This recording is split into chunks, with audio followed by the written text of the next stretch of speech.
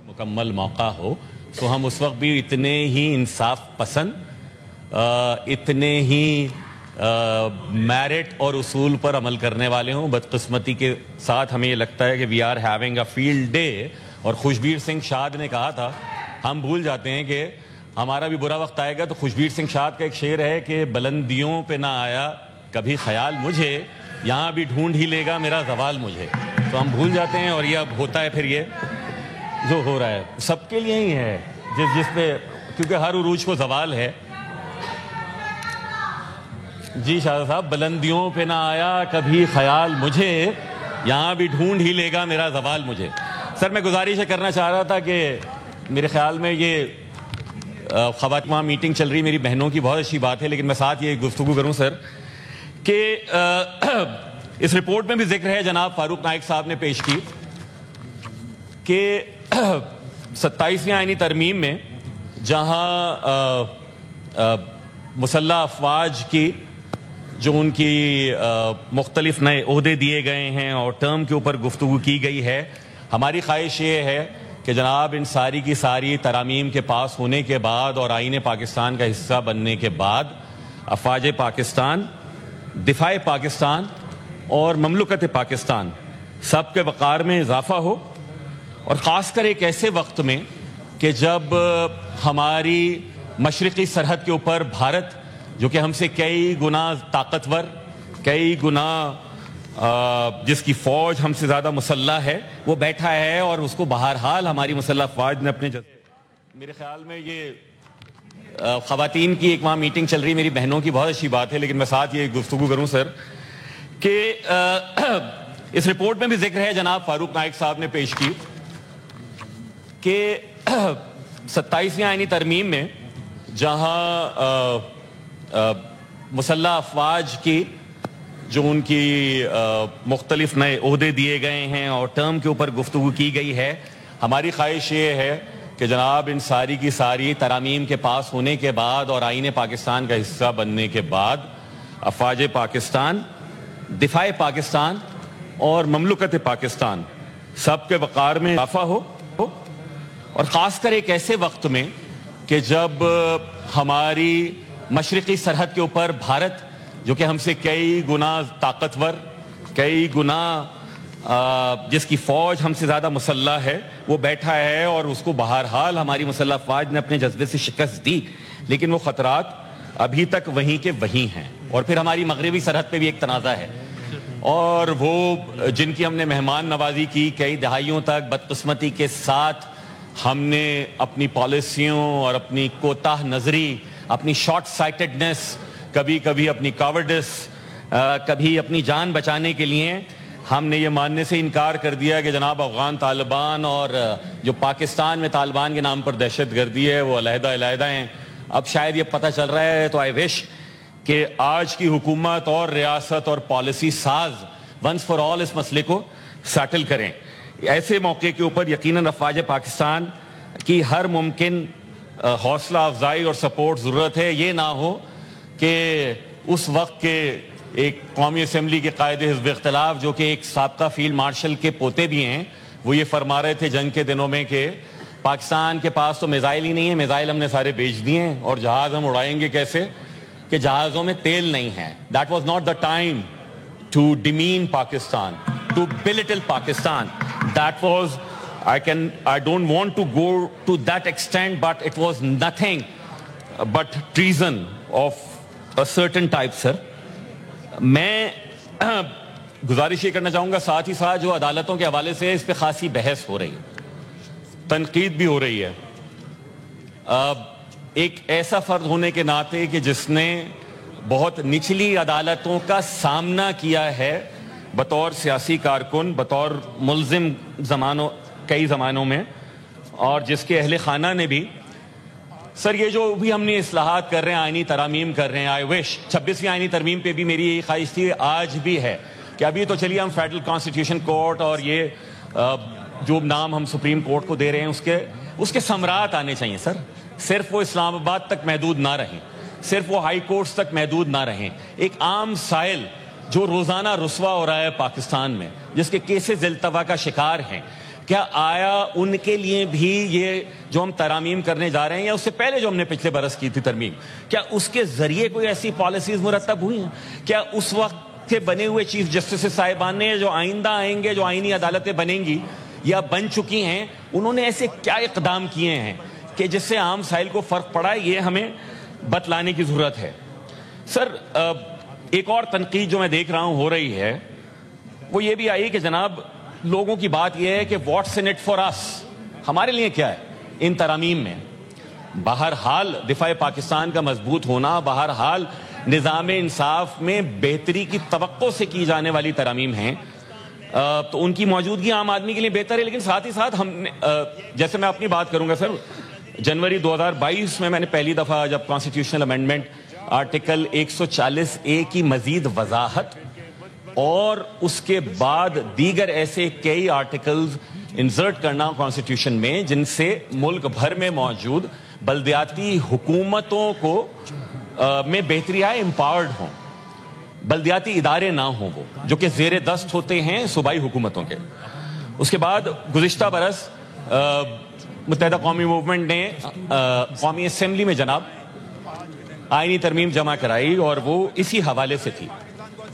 ہم شکر گزار ہیں وزیر اعظم پاکستان کے لاء منسٹر صاحب کے، اور میں جناب فاروق نائک صاحب کا بھی شکر گزار ہوں کہ پہلے لاء منسٹر نے، وزیر اعظم پاکستان نے اس کو اپنا مقدمہ بنایا، جو کہ یقیناً ایم کیو ایم کا مقدمہ نہیں ہے۔ محترم میئر کراچی یہاں گیلری میں تشریف فرمائے، محترم وزیر اعلیٰ بلوچستان بھی تشریف فرمائے ہیں،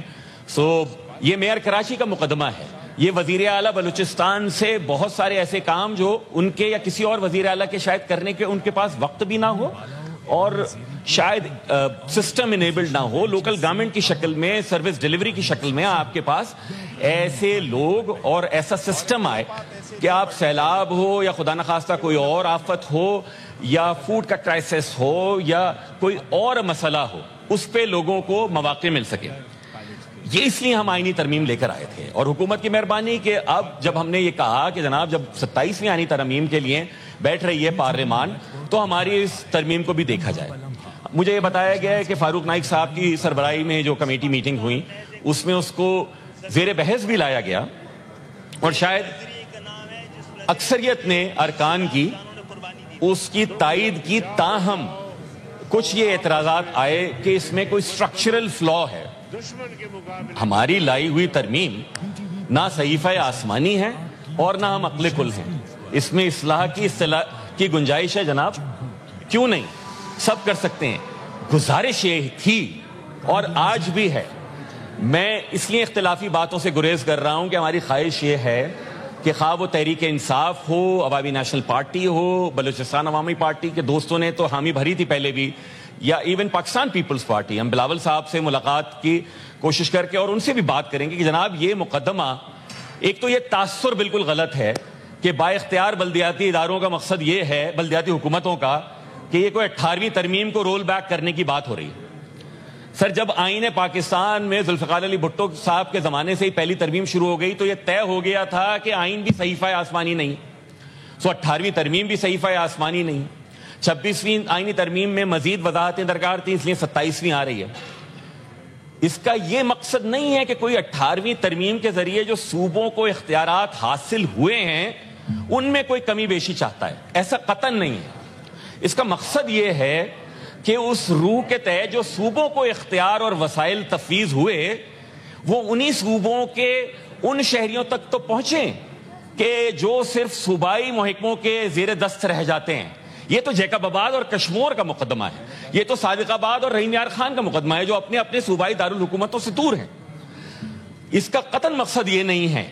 کہ کسی بھی صوبائی حکومت یا وزیر اعلیٰ سے کوئی اختیار لیا جائے، بلکہ اس کا مقصد یہ ہے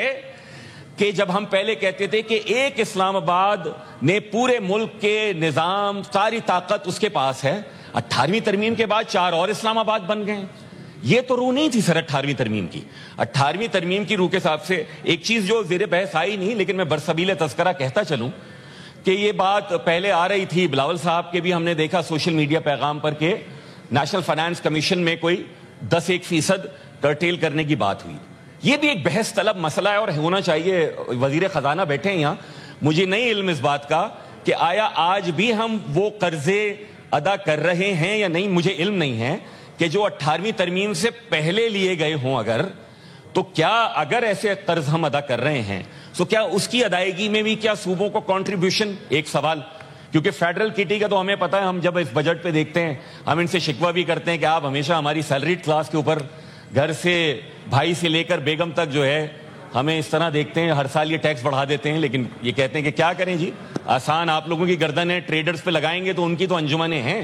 سیلریڈ کلاس کی کوئی ہے نہیں۔ یہ الگ مسئلہ ہے کہ جو بدماشی نہیں کر سکتا اس کی گردن دبائی جاتی ہے، اور آپ کا نہیں قصور سر، یہ آپ سے پہلے بھی ہوتا چلا ہے۔ دوسری یہ بھی بات دیکھنے کی ضرورت ہے کہ بھارت نے حملہ کیا، مگر وار از این ایکسپینسو بزنس۔ آپ ہر جو میزائل داغ رہے تھے اور جس پہ ہمارا سر فخر سے بلند ہو رہا تھا، اینڈ دیٹ واز نیسیسری، لیکن اس کے لیے آپ کو پیسے بھی تو چاہیے۔ آیا دفاع وفاق نے 18ویں ترمیم کے بعد اپنے پاس رکھا، لیکن آیا کیا صوبے کوئی، کیونکہ اگر مجھے یہ کوئی کہے کہ کوئی 1% یا پتہ نہیں کتنا کوئی ٹیکس ایڈیشنل وار سیس اور what's ever is being proposed, تو میں کہوں گا لائک رحم ذل الہی جہاں پناہ رحم، کس قدر ہم یہاں تک جائیں گے، لیکن کیا صوبے اس میں کنٹریبیوٹ کریں یا نہیں؟ لیکن سر جہاں بات یہ ہے کہ چلیے این ایف سی کو میں کوئی 42% وفاق کے پاس رہ جاتا ہے، باقی صوبوں کے پاس جا رہا ہے، اور مجھے اپنے صوبے کا نمبر پتا ہے کہ سندھ ریونیو بورڈ جب بنا ہے تو جب پہلے general sales tax on services 2009 تک وفاقی حکومت جمع کرتی تھی اور کلیکشن چارجز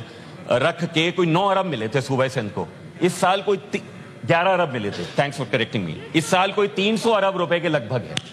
وہ 300 ارب روپے کے لگ بھگ ہے، اور اس کے علاوہ بھی ہے جو پراپرٹی ٹیکس ہے نیچے نہیں گیا، انفراسٹرکچر سیس واٹس ایور۔ کہنے کا مقصد یہ ہے سر، چلیے اس بحث میں نہ بھی جائیے، لیکن 18ویں ترمیم کے ساتھ ہی ایک پروونشل فائنانس کمیشن بھی تو جڑا تھا۔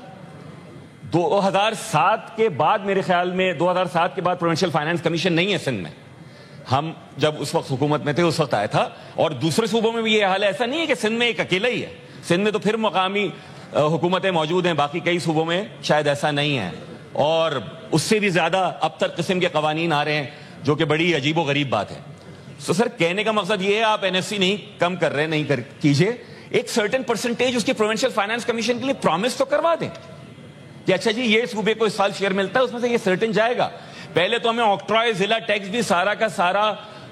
جو اکاؤنٹ 4 آئی بلیو ہوتا تھا، اور اس کے ذریعے وفاق دے دیتا تھا اور وہ آ جاتا تھا، اب ایک ہی اکاؤنٹ ہے۔ مجھے نہیں پتا، میئر کراچی کی موجودگی سے یہ تو ہونا چاہیے کہ وہ 36-38 ارب روپے اس زمانے میں ڈیوز تھے، مل گئے ہوں گے،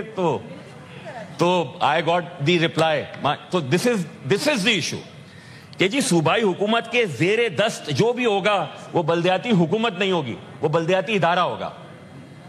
بلدیاتی حکومت ہونی چاہیے۔ آرٹیکل 140 یہ کہتا ہے جو کہ آئین میں موجود ہے کہ ہر صوبائی حکومت ایسے مقامی حکومتوں کے انتخابات کروائے گی، مقامی ادارے نہیں لکھا اس میں، shall hold the elections of local governments، اور پھر کیا ٹرانسفر کرے گی؟ ایڈمنسٹریٹو، پولیٹیکل اور فسکل اتھارٹی۔ اب اپنے صوبے کا میں نے قانون دیکھا ہوا ہے، اس میں پریمبل میں یہی بالکل چھاپ دیا ہے، اور نیچے سارا کا سارا جو ہے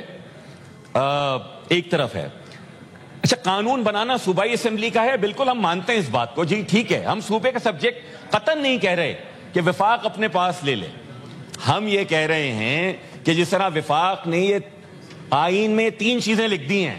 شہادت بھائی آپ کی توجہ، آپ کی شہادت چاہیے، گواہی والی تو سرخ سلام جی سر، آئین میں لکھا ہے کہ آپ نے سیاسی، انتظامی اور مالی اختیارات دے دینے ہیں، تو اس کے معنی کیا ہوئے؟ یہ کوئی ڈکٹیشن نہیں ہے فیڈریشن کی، یہ آئین میں لکھا ہے according to the spirit of the constitution. اب اگر صوبائی اسمبلیاں اس کو جانے انجانے میں، سمجھ کے یا نہ سمجھی میں، اپنی قانون سازی میں اس کو ریفلیکٹ نہیں کرتی، سو آئین میں مزید اس کی وضاحت کر دی جائے، that's it, that's what we want۔